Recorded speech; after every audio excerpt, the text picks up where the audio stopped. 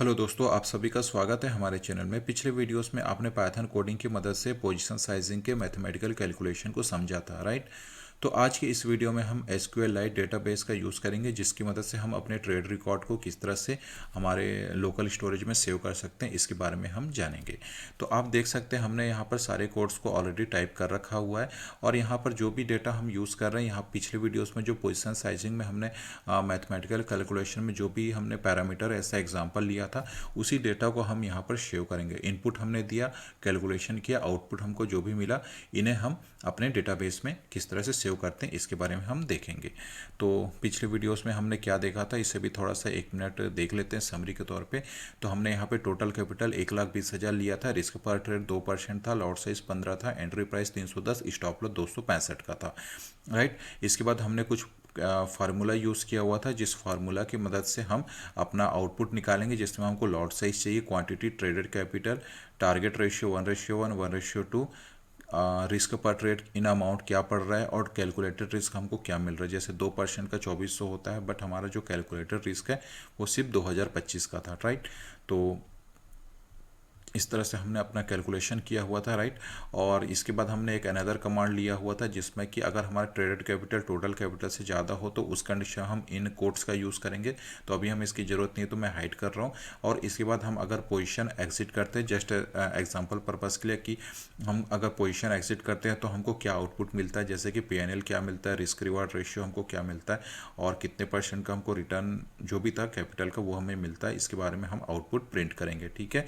और यहाँ पर अगर आप देख रहे होंगे तो यहाँ पे हमने एक कमांड एडिशनल यूज़ किया हुआ है, राउंड, ठीक है। क्योंकि अगर जैसे कई बार क्या हो रहा था कि जब हम अपने कैलकुलेशन कर रहे तो हमको जो डेसिमल, उसके बाद हमें मल्टीपल्स डिजिट मिल रहे थे। डेसिमल हुआ जैसे 4 डिजिट 5 डिजिट मिल रहे थे, तो बट हमको क्या चाहिए था कि हमें डेसिमल पर सिर्फ 2 डिजिट चाहिए था, राइट। तो जैसे कि मुझे यहाँ पर रिस्क रिवार्ड रेशियो चाहिए था, तो मैंने इसे जो इसके कैलकुलेशंस थी उसको मैंने रिस्क के थ्रू डिक्लेयर किया, और इसको बाद इसे हमने राउंडिंग किया हुआ है, risk reward ratio is equal to round.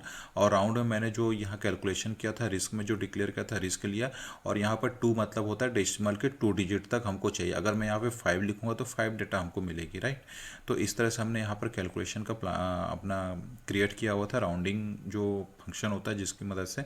तो चलिए मैं इस सारे कोड्स को रन कर लेता हूँ, फिर हम डेटाबेस के फंक्शन कोडिंग को समझते हैं। तो हमने पोजीशन साइज इसको रन कर रखा है। नेक्स्ट स्टेप हमने फार्मूला को भी रन कर दिया है। रन करने के बाद नेक्स्ट स्टेप है कि जैसे कि हमारी एनालिसिस रॉन्ग होती है तो 265 का स्टॉप लॉस हिट होता है तो क्या मिलता है, इसको भी हम रन कर लेते हैं। तो देख सकते हैं हमने फाइनली अपने सारे जो हमारी जो डेटा है हमने इसको कैलकुलेट कर लिया है। तो चलिए अब हम चलते हैं अपने डेटाबेस सेक्शन में। यहाँ पर दोस्तों हमने यहाँ पर SQLite डेटाबेस का यूज़ किया हुआ है, जो इसकी मदद से हम लोकल जो भी हमारा सिस्टम का स्टोरेज होता है यहाँ पर हम सेव कर सकते हैं। इसके लिए हमें किसी ऑनलाइन डेटाबेस की ज़रूरत नहीं है, कोई इंटरनेट कनेक्शन की ज़रूरत नहीं है। सारा डेटाबेस जो है हमारे ऑलरेडी हमारे मतलब कंप्यूटर में ही सेव होगा, जो भी हमारा स्टोरेज सेक्शन होगा। और इसका जो लोकेशन होगा डेटाबेस का, ये वही लोकेशन होगा जहाँ पर हम अपने पाइथन का जो सॉफ्टवेयर क्रिएट कोडिंग की जो फाइल है जहाँ पर भी हम सेव कर रहे हैं, उसी लोकेशन पे हमारा ये डेटाबेस भी सेव होगा। तो चलिए मैं इसे स्टेप बाय स्टेप आपको एक्सप्लेन कर लेता हूँ। यहाँ पर आप देख सकते हैं हमने इंपोर्ट SQLite 3 हमने लिया हुआ है, या ये भी एक फंक्शन है पाइथन का। पाइथन में ये बाय डिफ़ॉल्ट आता है, जैसे कि मैथ का फंक्शन होता है, उसी तरह से ये SQLite 3 का भी फंक्शन या एक तरह से पैकेज बोल सकते हैं, ये इंक्लूडेड होता है पाइथन के साथ। ओके, इसके लिए हमें कोई पिप कमांड के थ्रू इंस्टॉल करने की ज़रूरत नहीं होती है। तो हमने यहाँ पर SQLite 3 को इंपोर्ट किया है। उसके बाद हमने एक कनेक्शन इस्टेब्लिश किया हुआ है। कनेक्शन इस्टेब्लिश करने के बाद SQLite.connect, और हमने जो डेटाबेस है उसका नाम लिखा हुआ है position.db, ठीक है। डेटाबेस का जो सिंटैक्स होगा, एक्सटेंशन, ये DB होगा। तो इस तरह से आप देख सकते हैं हमने एक कनेक्शन क्रिएट कर रखा है, पोजीशन साइजिंग .db से ये क्रिएट होगा। इसके बाद यहाँ पर हमने एक अनदर कमांड यूज़ किया हुआ है, कर्सर। कर्सर की मदद से हम जो भी क्वेरीज देते हैं, क्वेरीज हमारी जो भी क्वेरीज होगी डेटाबेस का, उसके लिए हमें ये कर्सर कमांड यूज़ किया हुआ है। इसके बाद कर्सर.execute, हम इस कर्सर कमांड के थ्रू हम क्वेरी दे रहे हैं, ठीक है, क्वेरी ले रहे हैं या जो भी कहें आप। इसके बाद हमने यहाँ पर क्या किया हुआ है, create table if not exist trade record, मतलब कि अब हम इस जो डेटाबेस है इसके अंदर हम एक अपना एक टेबल क्रिएट करेंगे जिसका नाम है ट्रेड रिकॉर्ड। ओके, आप यहाँ पे जो भी चाहे वो आप नेम दे सकते हैं। अब इस ट्रेड रिकॉर्ड के अंदर हमको कुछ कॉलम्स चाहिए, क्योंकि हमारे जो ये डेटा इनको हम कॉलम्स में ही फीड करना चाहते हैं। ठीक है, तो जैसे कि मैंने पहला नेम दे रखा है ट्रेड नंबर। ये एक प्राइमरी की होता है, या एक तरह से कहा जाए तो यूनिक की होता है, जो कि नॉन रिपीटेबल होता है। ठीक है, जैसे कि आप जब भी डेटा प्रोवाइड करेंगे तो इनका जो भी नंबर्स होंगे वो रिपीटेबल नहीं होना चाहिए। जैसे मैंने 1 दिया है, तो जब मैं नेक्स्ट सेव करूँ तो उसमें 2 देना और 3 फिर कुछ भी हो, बट 1 नहीं हो सकता। ओके, ये प्राइमरी की, और इसी की मदद से ही हम हमारी जो भी डेटा स्टोर करते हैं उसको अपडेट कर सकते हैं या डिलीट कर सकते हैं। तो ये यूनिक नंबर होता है हर एक रोज का। ओके, ये हमने इंटीजर डेटा टाइप लिया हुआ है। इसके बाद टोटल कैपिटल हमने यहाँ पर रियल किया हुआ है। रियल हमने इसलिए लिया हुआ है, रियल या फ्लोट बोल सकते हैं। रियल हमें लेने की रीज़न थी क्योंकि हम यहाँ पे डेसिमल पॉइंट्स में ले रहे हैं। ठीक है, डेटा जो हमारी होगी वो डेसिमल पॉइंट्स में होगी, इसलिए हमने रियल या फ्लोट का यूज़ किया है। ठीक है, तो यहाँ पे देख सकते हैं टोटल कैपिटल हमने रियल लिया हुआ है। फिर entry price, stop loss price, calculated risk पर ट्रेड, एग्जिट प्राइस क्या होता है, quantity, traded capital, risk reward ratio, ROI और प्रॉफिट एंड लॉस। इस तरह से हमने मल्टीपल्स कॉलम्स क्रिएट किए हुए हैं किसके अंदर, हमारे जो टेबल है ट्रेड रिकॉर्ड के अंदर। तो चलिए इसके बाद हम आगे बढ़ते हैं। आगे आप देख सकते हैं कि अब हम यहाँ पर इंसर्ट करना चाहते हैं। ठीक है, हमारी जो डेटा है उसको हमको सेव करना है। ओके, तो इसके लिए हमने कर्सर डॉट एग्जीक्यूट, इसके बाद जो सिंटेक्स होता है इंसर्ट इनटू ट्रेड रिकॉर्ड। ठीक है, ये ट्रेड रिकॉर्ड हमारा टेबल का नेम है जिसके हम इंसर्ट कर रहे हैं। क्या इंसर्ट कर रहे हैं, जो ट्रेड नंबर है, टोटल कैपिटल है, entry price, stop loss price, जो यहाँ पर हमने यूज़ किया हुआ है सेम नेम यहाँ पर एज इट इज़ हमें देने होते हैं। इस चीज़ का हमें ध्यान रखना है। इसके बाद ये हो गए हमारे टेबल्स जो क्रिएट होते हैं। ठीक है, टेबल के अंदर के सारे कॉलम्स हो गए, और कॉलम्स के बाद होता है ये हमारी होती है वैल्यू। वैल्यू में यहाँ पे क्वेश्चन मार्क दिया हुआ, जितने ये आप देख रहे हैं जितने ये हमारे कॉलम्स है, मतलब ये टोटल 11 है, तो यहाँ पर जो क्वेश्चन मार्क है अभी हमने 11 रखा हुआ है। इसके बाद ये कोड लंबी थी तो हमने ये स्लैश का सिंबल यूज़ करके इस कोड को ब्रेक किया करके बॉटम साइड में लिया हुआ है। ठीक है, अब इसके बाद हमको जो वैल्यूज़ हैं, अब क्या क्या वैल्यूज़ हमको उस पर्टिकुलर कॉलम्स में चाहिए। जैसे हमको चाहिए total capital, entry price, stop loss price, calculated risk.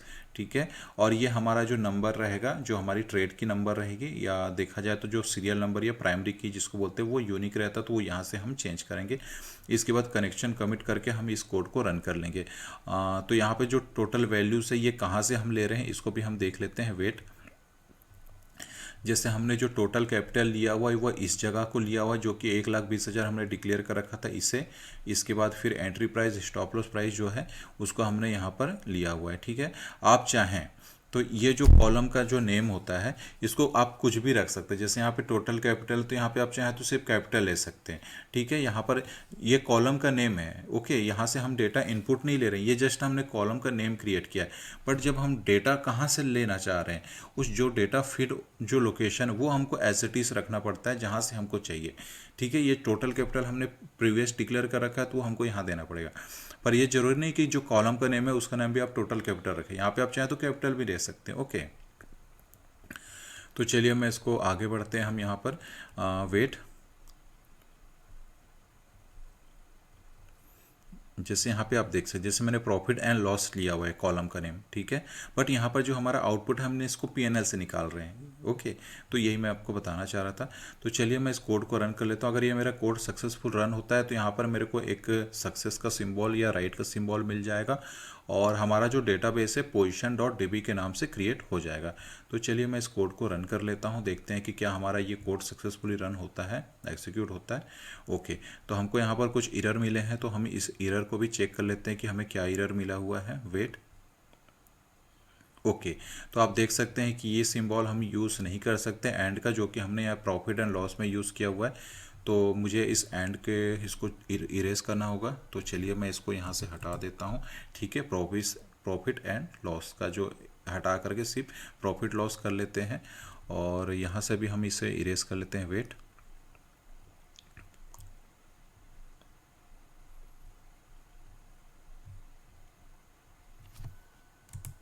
ठीक है, तो हमने इसको यहाँ से इरेज कर रखा है। चलिए अब कोड रन करते हैं, क्या आउटपुट सक्सेस, ओके। तो हमने जैसे उसको एंड का जो सिंबल था उसको हमने जैसे यहाँ से हटाया, हमारा कोड सक्सेसफुली रन हो चुका है। तो चलिए हम देखते हैं। यहाँ पर दोस्तों आपको याद रखना होगा कि हम यहाँ पर एक सॉफ्टवेयर का यूज़ कर रहे हैं जिसका नाम है DB ब्राउज़र फॉर SQLite, जिसकी मदद से हम जो भी हमारी जो डेटाबेस की स्टोरेज है उसको हम देख सकते हैं। तो यहाँ पे चलिए दोस्तों पहले तो हम ओपन डेटाबेस का ऑप्शन है इसको प्रेस करते हैं। इसके बाद हमारा जो भी लोकेशन पे स्टोर होगा, जैसे मेरा लोकल डिस्क ई है, यहाँ पर हमने पोजीशन नाम रखा था तो ये पोजीशन ओपन, ओके। तो यहाँ से हमने जो डेटाबेस है ये हमारा ओपन हो चुका है जिसका नाम है position.dp, और जिसके अंदर हमारा जो टेबल का नाम था ट्रेड रिकॉर्ड था। ट्रेड रिकॉर्ड के अंदर देख सकते हो trade number, total capital, entry price, stop loss price, ये हमारे कॉलम्स के नंबर हैं। मतलब ये हो गया डेटाबेस का नेम, उसके अंदर टेबल का नेम और उसके अंदर ये मल्टीपल कॉलम्स के नेम, ठीक है। यहाँ पे देख सकते हैं प्रॉफिट एंड, यहाँ पर एंड का सिंबल था जिसका उन्होंने हमको अलाउ नहीं किया था तो हमने इरेज किया प्रॉफिट लॉस करके। तो देख सकते हैं यहाँ पर दोस्तों हमने 3 नंबर रखा हुआ है, शायद 1 मिनट वेट, ओके। यहाँ पर 3 नंबर था इसलिए वहाँ पर हमको सेम 3 नंबर मिला है।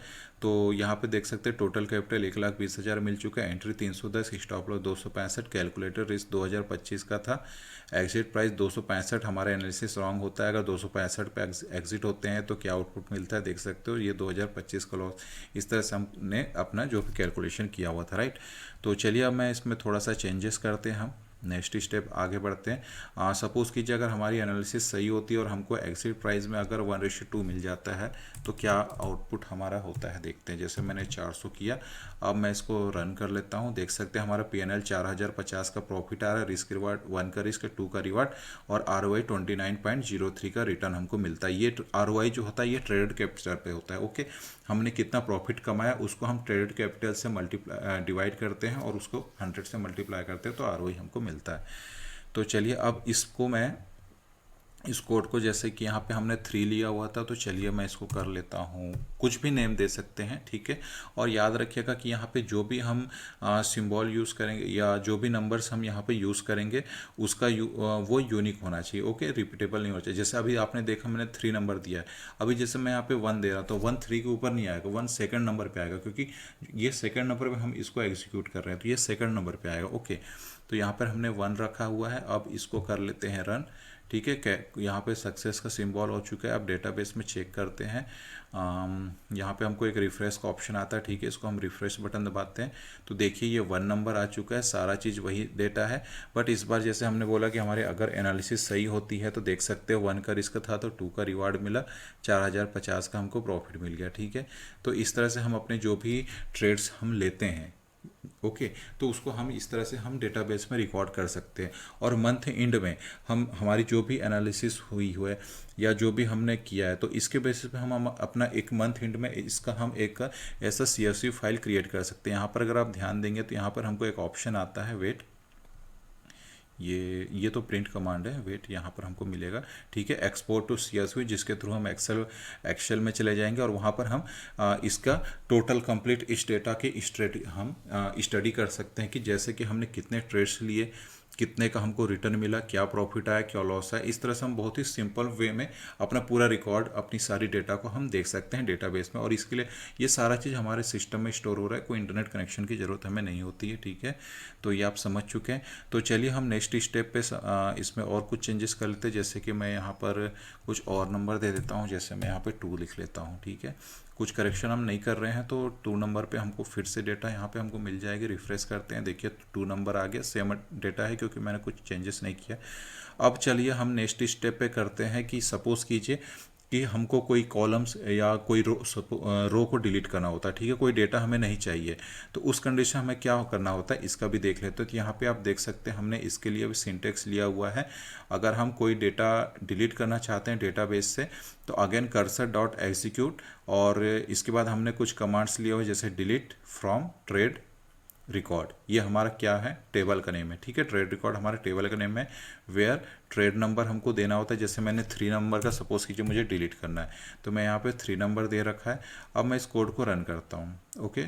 यहाँ पे देख सकते हो सक्सेस हो चुका है। मैं अगर अपने डेटाबेस को फिर से रिफ्रेश करता हूँ तो ये जो 3 नंबर है यहाँ से इरेज हो जाएगा, ओके। तो देख सकते हैं 3 नंबर यहाँ से इरेज हो चुका है। मतलब डिलीट हो चुका है। तो इस तरह से हम डिलीट कमांड का यूज़ कर सकते हैं। अब इसके बाद होता है नेक्स्ट स्टेप होता है। नेक्स्ट स्टेप में यदि हम कोई डेटा को अपडेट करना चाहते हैं तो उसे किस तरह से करते हैं वो भी देख लेते हैं। इसके लिए भी सेम वही सिंटेक्स होता है, कर्सर डॉट एग्जीक्यूट, उसके बाद अपडेट ट्रेड रिकॉर्ड जो हमारे टेबल का नेम है उसमें क्या हम सेट करना चाहते हैं। जैसे मैंने क्वांटिटी, यहाँ पर हम जस्ट मैनुअली बात कर रहे हैं, जैसे मैं कुछ चेंजेस कर रहा हूँ यहाँ पे, क्योंकि मैथमेटिकल पोजीशन साइजिंग के तो हम चेंज नहीं करते वहाँ पे, तो जो कैलकुलेटेड आउटपुट मिलता है वही हम देते हैं। बट यहाँ पे जस्ट मैं मैनुअली चेंज करना चाहता हूँ तो क्या मिलता है, जैसे ट्रेड क्वांटिटी, मैं चाहता हूँ कि मैं क्वांटिटी चेंज करना चाहता हूँ तो क्वांटिटी, ठीक है। ट्रेड नंबर क्या देना होगा, जैसे मैं 2 नंबर का लिख रहा और यहाँ पे जैसे 50 है, तो जैसे मैं इस कोड को रन करूँगा तो जो मेरा 45 की जो क्वांटिटी है वो यहाँ पे चेंज हो जाएगी। बट क्योंकि ये मैंने मैनुअल किया ना कि और इसमें जो भी कैलकुलेशन वो मैथमेटिकल कैलकुलेशन वो उसमें चेंजेस नहीं होंगे, क्योंकि ये मैं उनको डिस्टर्ब कर रहा हूँ, ठीक है। तो चलिए मैं इस कोड को रन कर लेता हूँ। रन करने के बाद सक्सेस हो चुका है। अब यहाँ पर अगर हम ध्यान देंगे तो ये 2 नंबर का, तो यहाँ पे आप देख सकते हैं जो 45 यहाँ पे 50 हो जाएगा। मैं इस कोड को रिफ्रेश कर देता हूँ, देखिए यहाँ पे 50 हो चुका है, राइट। तो इस तरह से हम यहाँ पर अपडेट कमांड का भी यूज़ कर सकते हैं। तो चलिए इसके बाद मैं आपको इसमें कुछ निगेटिव पॉइंट्स भी बता देता हूँ। सपोज़ कीजिए जैसे कि यहाँ पे 2 नंबर ऑलरेडी सेव है, ओके।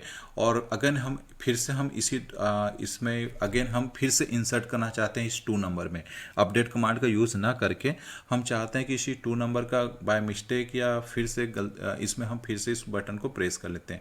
हमको पता है कि 2 नंबर ऑलरेडी स्टोर है, ओके, प्राइमरी की के थ्रू ये स्टोर है, तो दोबारा स्टोर नहीं होगा, तो हमको यहाँ पे एरर आएगा। और एरर में क्या करेगा कि ये हमको मैसेज करेगा कि डेटाबेस जो है उसको हम ब्लॉक कर रहे हैं करके। तो हमारा जो डेटाबेस हैज़ ब्लॉक ऐसा करके हमको मैसेज आएगा, और उसके बाद उस डेटाबेस में हम कोई भी एडिटिंग का काम नहीं कर सकते, ना ही कोई डेटा हम इंसर्ट कर सकते, ना ही डिलीट, ना ही अपडेट, ओके। तो चलिए इसको भी हम देख लेते हैं। जैसे यहाँ 2 नंबर ऑलरेडी एग्जिस्टेंट है, तो मैं इस रन को कर लेता हूँ। देखिए एरर आ चुका है। एरर आने के बाद ये हमको कुछ कंडीशन बता रहा है ट्रेड, ओके। इसके बाद अगर फिर से हम इस बटन को प्रेस करते हैं तो 2 बार वायलेंस हो गया, बोल रहा है ये। उसके बाद हमारा यहाँ पे तुरंत थोड़ी देर में बोलेगा कि डेटाबेस इज़ लॉक्ड, ओके। अब यहाँ पे डेटाबेस लॉक हो चुका है, अब हम यहाँ पे कोई काम नहीं कर सकते हैं। बट रिमेंबर, हमारा डेटाबेस डिलीट नहीं हुआ है, डेटाबेस लॉक हुआ है। मतलब कि आप इसमें जो भी हमने डेटाबेस में जो भी डेटा सेव है वो सुरक्षित है, बट हम यहाँ पर उसमें नया रिफ्रेश काम नहीं कर सकते। तो उसके लिए हमको ये जो रिस्टार्ट का बटन होता है इसको हमको रिस्टार्ट करना होता है, जिसकी मदद से हम जो भी हमारा ये जुपिटर है इसको हमको फिर से इसका कर्नेल जो है इसको हम रिस्टार्ट करेंगे। रिस्टार्ट करने के बाद हम फिर से यूज़ अपना डेटाबेस कर सकते हैं, ओके। रिस्टार्ट हो चुका है। तो चलिए वेट, हम यहाँ पे जो कमांड्स हैं उसको फिर से रन कर लेते हैं, वेट, ओके। तो यहाँ पर एग्जिट प्राइस है, इसको मैं कर लेता हूँ, सपोज कीजिए 390, ठीक है, 398 कर लेते हैं, ओके। यहाँ पे कुछ एरर आ गया, ठीक है, इसको हम कर लेते हैं। जैसे ये 390 हो गया, इस कोड को मैं रन कर लेता हूँ, ठीक है, रन हो चुका है। इसके बाद नेक्स्ट स्टेप है, जैसे कि यहाँ पे हमने 1 और 2, 3 को तो हमने डिलीट कर ही रखा था, तो यहाँ पे मैं 3 का यूज़ कर सकता हूँ। चलिए मैं इस कोड को रन करता हूँ। रन करने के बाद देखिए सक्सेस का सिंबल आ चुका है डेटाबेस में हम चाहते हैं। यहाँ पर हम रिफ्रेश करते हैं, देखिए 3 नंबर आ चुका है। इस पर अगर आप ध्यान देंगे तो हर बार हम 400 का डेटा एग्जिट ले रहे थे, इस बार हमने 390 का मॉडिफाई किया था, राइट। तो उसके थ्रू कैलकुलेशन करने पे हमको 1.78 का रिवार्ड मिल रहा है, 25% रिटर्न से 3600 का प्रॉफिट लेके हम मार्केट से एग्जिट हो रहे हैं, ठीक है। तो इस तरह से हमारे ये सारे डेटा रिकॉर्ड हो चुके हैं। तो चलिए मैं इनको CSV फाइल में भी सेव कर लेता हूँ, वेट। यहाँ पर ऐसा करते हैं हम, मल्टीपल्स इसमें ऑप्शन बटन दबाते जाते हैं। जैसे मैं यहाँ पे 4 कर लेता हूँ। इसमें हम कुछ मॉडिफिकेशंस नहीं कर रहे हैं, बस डेटा एंट्री करते जा। जैसे यहाँ पे 5 कर लेते हैं, वेट, ठीक है। ये सारे सेव हो चुके हैं। अब जैसे कि मैंने यहाँ पे देख सकते हैं, हमने ये 3 था, 4 5 2 हमने और किया, रिफ्रेश कर लेते हैं, आ चुका है। चलिए अब मैं इसको CSV फाइल में हम इसको एंट्री करते हैं। एक्सपोर्ट CSV ये एक ऑप्शन है, सेव, ओके। तो इसके थ्रू ये हमारे डेस्कटॉप पे हम इसको सेव करना चाहते हैं, तो इसका हम कुछ भी नेम दे देते हैं। जैसे कि मैं इसका नेम दे देता हूँ रिकॉर्ड, ओके। रिकॉर्ड कर रखा है, सेव कर लेते हैं। सक्सेसफुल ये एक्सपोर्ट हो चुका है। तो चलिए अब हम ये हमारा जो फाइल था इसको हम ओपन कर लेते हैं। ये हमारा एक्सेल फॉर्मेट में, एक्सेल सीट में ओपन होगा, जिसमें हमने CSV के थ्रू एक्सपोर्ट किया है। वेट, यहाँ पर हम इसमें थोड़ा सा करेक्शन कर लेते हैं, ठीक है। तो देख सकते हैं दोस्तों, यहाँ पर सारा डेटा हमको पाइथन, जो भी हमने पाइथन में कोडिंग किया था, जो भी डेटाबेस में रिकॉर्ड थी, वो सारी की सारी यहाँ पर हमको मिल चुकी है, राइट। तो इस तरह से हम इन डेटा को CSV फॉर्मेट में भी एक्सपोर्ट कर सकते हैं, और यहाँ पर हम अपनी सारी स्ट्रेटजीज, जो भी हमने ट्रेड लिया, किस तरह से हमको यहाँ पर जो भी हमारी स्टैटिक्स बोल सकते हैं, या जो भी हमारी जो रिकॉर्ड के थ्रू अपनी एनालिसिस कर सकते हैं कि हमने कितने ट्रेड्स लिए, किस तरह से हमारी ट्रेड कैपिटल थी, टोटल कैपिटल थी, हमने कितने % का रिटर्न निकाला, कितने प्रॉफिट किया, लॉस किया, वो सारी चीज़ यहाँ पे हम देख सकते हैं। प्रॉफिट लॉस को कैलकुलेट भी कर सकते हैं। काफ़ी कुछ इजी तरीके से हम अपने डेटाबेस के साथ कर सकते हैं, राइट। तो चलिए मैं इसको क्लोज करता हूँ और अपने पाइथन कोडिंग पे चलते हैं। अब याद रखिएगा, क्योंकि अब हमने डेटाबेस में सारा काम कर लिया, अब हमको डेटाबेस को क्लोज भी करना होता है। तो यहाँ पर कनेक्शन डॉट क्लोज का एक कमांड होता है, तो इसको मैं क्लिक कर लेता हूँ। देखिए अब हमारा डेटाबेस क्लोज हो चुका है। ओके, अब यहाँ पर डेटाबेस क्लोज होने का मतलब है कि अब हम यहाँ पर नया डेटाबेस में फिर से नई एंट्री हम अभी नहीं कर सकते। तो डेटाबेस के थ्रू क्लोज कर दिया हमने डेटाबेस, अब यहाँ से हम निकल सकते हैं। ओके, अब यदि हमको फिर से कनेक्शन करना है, तो ये सारी कोड्स को फिर से हमें रन करना होगा, डेटाबेस का कनेक्शन क्रिएट करना होगा, और उसके बाद फिर से हम यहाँ पे सारा काम कर सकते हैं। तो चलिए हम यहाँ पे फिर से एक बार देख लेते हैं। जैसे कि सपोज कीजिए हमारा ये क्लोज हो चुका है। अब क्योंकि अब हमको इस पोजीशन जो डेटाबेस, इसके अंदर फिर से एंट्री करनी है, राइट। तो डेटाबेस को तो हमने क्लोज कर रखा है, फिर से कनेक्शन क्रिएट करते हैं इस किसके साथ, position.dp के साथ। और इसमें हम, जैसा कभी हमने फाइल रखा था, तो अब मैं 6 के थ्रू हम डेटा को सेव करने की कोशिश करते हैं कि क्योंकि अब हमने क्लोज कर रखा है, तो क्या फिर से अब जब नेक्स्ट टाइम हम ओपन कर रहे हैं, सपोज कीजिए नेक्स्ट टाइम हमने कनेक्शन क्लोज करने के बाद फिर से ओपन किया, तो क्या हमको सक्सेसफुल मिल रहा है या नहीं मिल रहा है। तो चलिए मैं इसको रन करता हूँ। देखिए हमारा एग्जीक्यूट हो चुका है। हम यहाँ पर अपने कोर्स में रिफ्रेश करेंगे, तो यहाँ पे 6 नंबर हमको मिल जाना चाहिए। रिफ्रेश किया तो देखिए 6 नंबर हमको मिल गया। तो मतलब कि अगर हम इसको क्लोज भी कर देते हैं, उसके बाद भी हमको हमारा जो डेटाबेस की जो डेटा है वो सुरक्षित रहेगी, और सीक्वेंस वाइज हमको हमारा जो भी डेटा है वो स्टोर होता रहेगा, राइट। तो जनरली आप समझ चुके हैं कि किस तरह से हम डेटाबेस को क्रिएट कर सकते हैं, उसमें डेटा इंसर्ट कर सकते हैं, डिलीट कर सकते हैं और अपडेट कर सकते हैं, और साथ ही हम इन डेटा को डेटाबेस से CSV फाइल में किस तरह से एक्सपोर्ट कर सकते हैं, इसके बारे में भी हमने जाना। और उस एक्सपोर्टेड जो CSV फाइल है, उसके थ्रू हम अपने P&L रिकॉर्ड को देख सकते हैं, कितने % के रिटर्न्स मिले, जो भी हम स्ट्रेटजीज बना करके कैलकुलेट किए थे वो सारा हम देख सकते हैं, और अपने फ्यूचर प्लान्स या जो भी हमने मंथ एंड में हमने जो कुछ किया वो सारा चीज़ हम इसमें देख सकते हैं। ओके, तो चलिए इस वीडियो को मैं यहीं पे क्लोज करता हूँ। मिलते हैं नेक्स्ट वीडियो में कुछ अनदर टॉपिक के साथ। तो लाइक सब्सक्राइब करना ना भूलें। Thank you.